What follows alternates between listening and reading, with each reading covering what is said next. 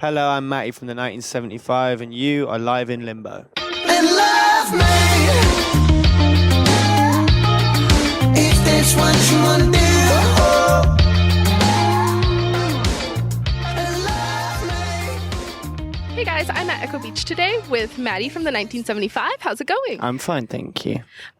Your new album recently came out. I Like It When You Sleep, For You Are So Beautiful Yet So Unaware of It. Exactly. And you guys have been like on a roll since then. You've topped the Billboard charts and you were on SNL. Mm-hmm. What has been one of your most memorable moments thus far? I mean, both of them were obviously quite memorable. Saturday Night Live is quite an institution. But doing things that we never really thought was in our kind of vocabulary of possibility, I suppose. It's like, well, things we didn't think were possible.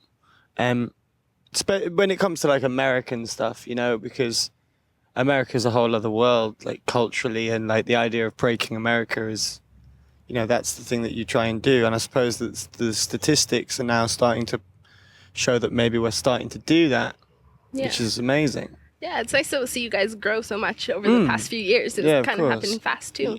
Yeah, it feels fast. I mean, it's been quite an organic process. If you look at the whole timeline, it's been a long time. Yeah.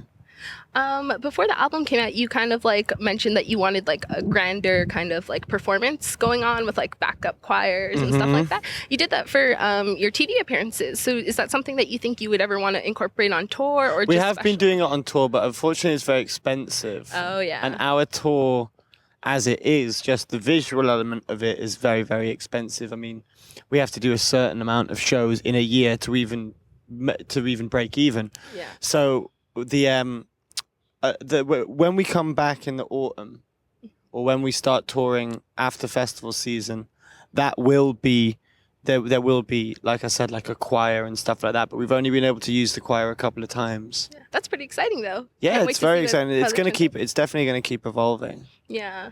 Love Me was the first single that you released from the album. It has a really cool like guitar riff, a different vibe from the rest of the album. So what inspired that? And also like what made you decide that was going to be the first single? Well, we decided it was going to be the first single because it felt like, well, it started the album, I think for the same reason, because it was quite a bold statement sonically and musically, that it sounded like a big departure from what we'd done originally, but I suppose it kind of still sounded like the 1975. I mean, George said it really. He said, listen, if we don't go with it first, where do we go with it? Yeah. When do you put Love Me Out if you don't put it out first? It came from us just jamming live, just playing live, which is very rare. We never normally write songs that way, but that song was just because we were bored of playing our own songs in soundcheck, so we wanted to kind of play some funk thing, and it ended up being Love Me. That's pretty cool. It just happened like organically. Yeah, but that's how it all happens, really. Yeah. You guys also self-produced the album as well, so did you find that experience a little bit more like stressful, or was it more freeing? Well, we have help. I mean, Mike Crossy co-produced it with us, who's an amazing producer, and he, like, as a mixer, he's like second to none. I don't know if I'd ever want anyone else to mix my records. Yeah. But I mean, it's funny when you talk about production, because production, I suppose, when you talk about like when listeners talk about the production of a record, it's the identifiable sounds that make up the identity of the song. Yeah. So that obviously all comes from us. We make the album essentially on a laptop, and then we take it into the studio, and we make it as grand and as kind of proper as possible, because you can only achieve a certain amount of things on a laptop. So it's not more stressful. What would be really stressful is trying to let somebody else produce our records, but it wouldn't work. Yeah. Yeah. Because then they might not understand. Well, I think the production of the record and the writing of the record are very much the same thing as well. Like, I don't have a guitar riff on an acoustic guitar that I don't know what I want it to sound like. Yeah. As soon as I write it, I know what I want it to sound like. So I suppose that's producing it in its essence. Okay, so it was just like not really adding a step. It was already there. Yeah, exactly. Yeah. Also, so you guys seem very hands-on from like the music aspect and also like the business aspect. Does that just come naturally for you? I think it comes naturally. I think it comes the fact that we couldn't get signed, and then we had to do it all ourselves. And it's not that we learned, but we kind of realized that, you know, our band was based on kind of, I don't know. The analogy we always use, and I've said it in a million interviews, is a camel is a horse designed by committee. You know, if one person has an idea for a horse in their head and they give it to 11 people, they're going to get a camel back because one person's vision is always more concise and palatable than something that's been diluted through compromise or committee or whatever it may be. So that's kind of our mindset, and therefore the artwork or the narrative of what within what we do grows kind of ever important. And I think that we know that comes from one place, one small group of people. So it wouldn't work if we were trying to give it off to some big marketing team or something, because it wouldn't be real. Yeah, and then at least you get what you want to say is getting across. Well, yeah, it's undiluted, it's unfiltered. I mean, it's as unfiltered as the lyrics, or so. I also wanted to talk about for your first album. Mm-hmm. Before that, you guys kind of released a series of EPs, and the songs on there really complemented the singles well.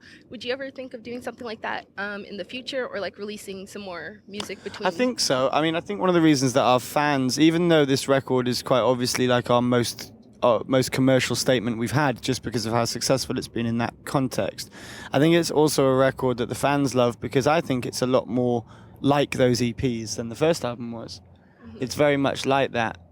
I think that we will do another EP, or we will do certain things. I mean, I have a million ideas a day. I'm sure there's going to be lots of different stuff that exists outside one more album, Yeah. Yeah. And to wrap things up, I just wanted to ask what you guys released like the medicine EP, Mm-hmm. and it kind of became a problem. I guess scalpers were like buying them and reselling them. I thought it was really cool that your management bought them back and gave them back to fans. But how did you guys find out about the situation and decide that's how you wanted to deal with it? Just social media. People were telling us. We saw on eBay as well that people were selling them for a certain amount, and that was completely at odds with the reason that we did it. Yeah. We didn't do it for a profitable thing. It was for a limited thing. And obviously there's an element of you that likes it because there's a demand there. Yeah. But then we just thought, oh, fuck it, we'll buy it. And gave them back to the kids. We've done that quite a few times. But it's because what's the point otherwise?